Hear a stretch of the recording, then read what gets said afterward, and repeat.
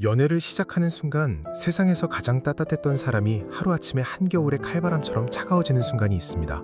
어제까지만 해도 밤새 전화를 붙잡고 속말함을 나누던 사람이 사귀자는 말 한마디에 갑자기 뒷걸음질을 치기 시작합니다. 메시지 답장은 눈에 띄게 느려지고 만나자는 약속에는 핑계가 늘어납니다. 우리는 보통 이런 현상을 아주 단순한 한 문장으로 정의하곤 합니다. 마음이 식었네, 잡은 물고기라 신경 안 쓰는 거지 라며 상대를 비난하거나 혹은 내가 뭘 잘못했나 하며 스스로를 탓하기도 하죠. 하지만 사람의 마음은 그리 단순하지 않습니다. 연애가 시작되자마자 얼어붙는 그들의 내면에는 훨씬 더 복잡하고 훨씬 더 쓸쓸한 지도가 그려져 있기 때문입니다. 사실 그들은 사랑하지 않아서 떠나려는 것이 아닙니다. 오히려 그 반대입니다. 그들은 마음이 깊어질수록, 상대가 내 삶의 영역 안으로 들어올수록 말로 설명할 수 없는 거대한 공포를 느낍니다. 누군가와 가까워진다는 것은 그 사람에게 상처받을 수 있는 가장 치명적인 권한을 쥐어주는 것과 같기 때문입니다. 그들은 혼자 있을 때는 지독한 외로움을 느낍니다. 따뜻한 온기를 갈망하고 누군가 나를 온전히 이해해주길 바라며 밤잠을 설치기도 하죠. 하지만 막상 그 온기가 손에 닿는 순간 숨이 막히는 답답함을 느낍니다. 이 사람이 나의 진짜 모습을 알게 되면 어쩌지? 결국 나를 떠나면 나는 어떻게 견뎌야 하지? 라는 무의식적인 경보장치가 마음속에서 요란하게 울리기 시작하는 것입니다. 이것은 단순히 밀고 당기기를 하는 신술이 아닙니다. 상처받지 않기 위해 스스로를 격리하는 아주 오래되고 슬픈 방어기제입니다. 오늘 우리는 연애가 시작되는 순간 차갑게 굳어버리는 사람들, 사랑을 간절히 원하면서도 동시에 그 사랑을 가장 두려워하는 이들의 숨겨진 진실에 대해 깊이 들여다보려고 합니다. 어쩌면 이 이야기는 당신에게 깊은 상처를 남기고 떠난 누군가의 비밀일 수도 있고, 혹은 거울 속에 비친 당신 자신의 진짜 모습일지도 모릅니다. 그들의 차가움은 사실 아주 치밀하고 조용한 설계의 결과물입니다. 연애가 시작되기 직전 썸을 타고 서로를 탐색하는 단계에서 그들은 세상에 둘도 없는 다정하고 매력적인 사람으로 다가옵니다. 누구보다 적극적으로 연락을 건네고 당신의 사소한 취향에 귀를 기울이며 마치 영혼의 단짝을 찾은 것처럼 굴죠. 하지만 사귀기로 한 그 순간, 혹은 관계의 경계가 획정되는 순간 그들은 돌연 보이지 않는 유리벽을 세웁니다. 이 온도 차이에 직면한 상대방은 극심한 혼란을 느낍니다. 어떻게 사람이 이렇게 하루아침에 변할 수 있지? 라며 배신감을 느끼기도 하죠. 하지만 이 갑작스러운 철벽은 상대가 미워졌거나 매력이 떨어져서가 아닙니다. 그들의 무의식이 설계한 안전거리 획보 시스템이 작동했기 때문입니다. 그들에게는 일정한 거리가 필요합니다. 타인이 나의 내면에 침범하지 못하도록 막는 마지노선 같은 영역이죠. 관계가 정의되지 않았을 때는 그 영역이 침범받을 걱정이 없으니 마음껏 다정할 수 있었습니다. 하지만 공식적인 관계가 시작되는 순간 상대가 그 벽을 넘어 자신의 본질적인 영역으로 들어오려 한다고 느낍니다. 그때부터 그들은 숨이 막히기 시작합니다. 마치 좁은 방에 갇힌 것처럼 깝깝함을 느끼고 자율성을 빼앗겼다는 착각에 사로잡힙니다. 온도를 낮추고 냉소적으로 돌변하는 것은 상대를 밀어내기 위함이라기보다 자신이 숨을 쉴 수 있는 최소한의 개인적 공간을 확보하려는 필사적인 몸부림에 가깝습니다. 그들은 스스로를 아주 독립적이고 쿨한 사람이라 생각하곤 합니다. 누군가에게 의지하는 것을 나약함이라 규정하고 나는 혼자일 때 가장 완벽하고 편안해 라고 믿어 의심치 않죠. 하지만 진짜 강해서 혼자를 선택하는 것과 상처받을까봐 두려워 벽 뒤로 숨는 것은 전혀 다른 이야기입니다.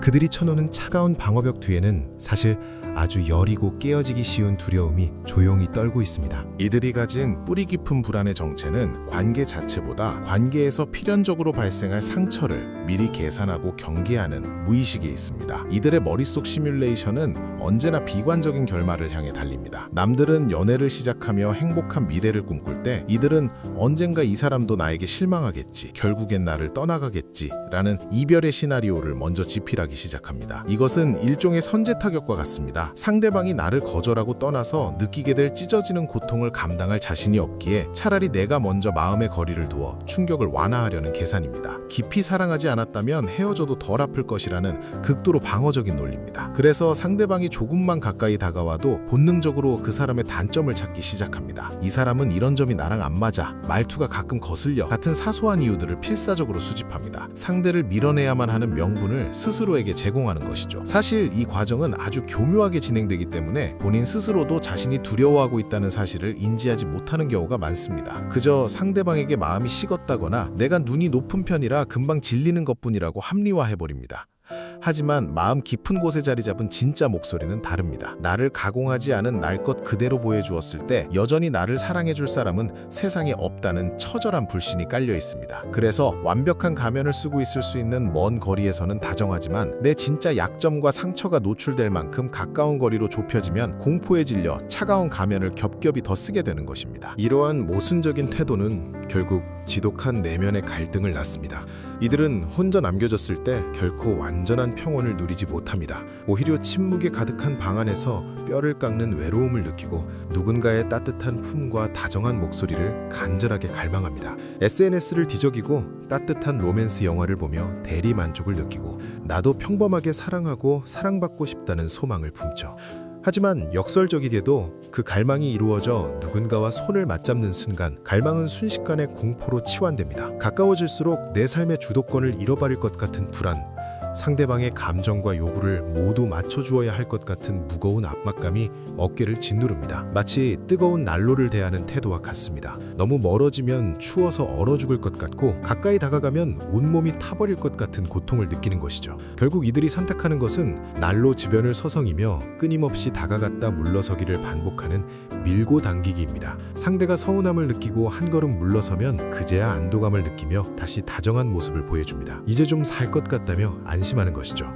그러나 상대가 그 다정함의 용기를 얻어 다시 한 걸음 다가오면 이들은 소스라치게 놀라며 다시 차갑게 얼어붙습니다. 이러한 숨바꼭질 같은 관계 패턴은 상대방의 피를 말릴 뿐만 아니라 본인 스스로의 영혼도 갉아먹습니다. 사랑을 원하지만 동시에 사랑을 밀어내야만 안전함을 느끼는 이 기괴한 마음의 구조 속에서 그들은 스스로가 만들어낸 감옥에 갇혀 끊임없이 외로움과 답답함 사이를 방황하게 됩니다. 그렇다면 이 슬픈 굴레는 어디서부터 시작된 걸까요? 이들이 가진 회피의 습성은 아주 어린 시절 자신이 가장 믿고 의지해야 했던 존재와의 관계에서 비롯된 경우가 많습니다. 나의 울음소리에 아무도 대답해주지 않았던 기억, 나의 감정 표현이 거절당하거나 심지어 귀찮은 투정으로 취급받았던 순간들이 무의식 깊은 곳에 단단한 흉터로 남은 것이죠. 아이는 생존하기 위해 스스로 학습합니다. 아무도 내 요구를 들어주지 않는다면 애초에 기대하지 않는 편이 낫다. 나를 지킬 수 있는 사람은 오직 나뿐이다 라는 차가운 결론을 내리게 됩니다. 욕구를 억누르고 스스로 독립적인 존재가 되는 것만이 상처받지 않고 살아남을 수 있는 유일한 길이었던 셈입니다. 그렇게 자라난 이들은 성인이 되어서도 누군가에게 의지하는 법을 배우지 못합니다. 누군가에게 나약한 모습을 보이거나 기댄다는 것은 곧 상대의 처분에 자신을 맡기는 위험천만한 일이라고 생각하기 때문입니다. 그래서 연인이 다정하게 힘든 일 있으면 나한테 털어놔 라고 말할 때 고마움을 느끼기보다 오히려 발가벗겨진 듯한 극도의 불편함을 느낍니다. 그들에게 도움을 요청하거나 약점을 공유하는 것은 친밀함의 증거가 아니라 자신의 약점을 적에게 노출하는 패착처럼 다가옵니다. 이 때문에 관계가 깊어질수록 본능적으로 마음의 문을 더 굳게 걸어 잠그고 상대가 침범할 수 없는 차가운 영역으로 도망쳐버립니다. 그곳만이 어린 시절부터 자신을 안전하게 지켜주었던 유일한 요새였기 때문입니다. 하지만 이 요새는 결국 스스로를 가두는 감옥이 되고 맙니다. 누구보다 안전하다고 믿었던 그 차가운 방 안에서 그들은 결국 가장 원했던 온기로부터 영원히 소외되는 형벌을 받게 되기 때문입니다. 관계에서 상처받지 않는 유일한 방법은 아무도 사랑하지 않는 것뿐이지만 그것은 동시에 살아있으되 아무런 온기도 느끼지 못하는 차가운 돌멩이가 되는 길과 같습니다. 그들의 차가운 벽을 무너뜨리기 위해 더 강하게 밀어붙이거나 비난하는 것은 아무런 도움이 되지 않습니다. 오히려 그들을 요새 안으로 더 깊숙이 숨게 만들 뿐이 벽 너머에서도 언제나 안전할 것이라는 믿음을 주는 고요하고 흔들림 없는 태도입니다. 그리고 스스로가 이 회피의 감옥에 갇혀 있다면